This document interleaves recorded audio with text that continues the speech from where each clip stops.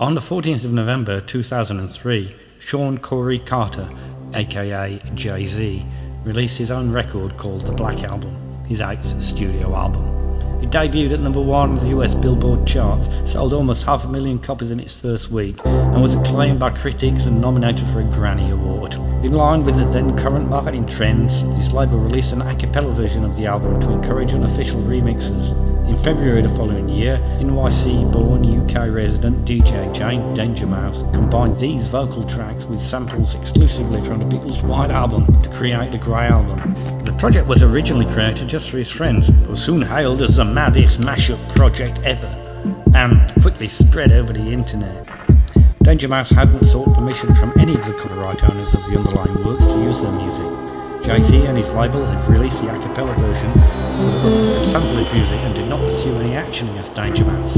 However, despite the fact that both Jay-Z and Paul McCartney expressed their approval of the project, the owner of the Beatles sound recording copyrights and the owner of the compositions on the White Album sent Danger Mouse cease and desist letters, and he immediately complied with their requests.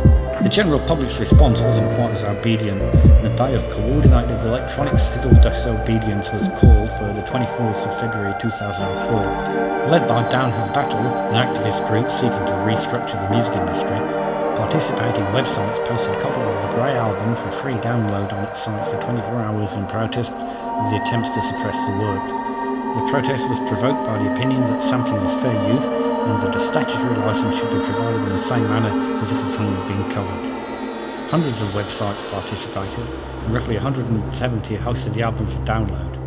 Over 100,000 copies were downloaded on that day alone. The legal repercussions of the protest were minimal. A number of the participants received cease and desist letters from EMI, but no charges were filed in connection with the event.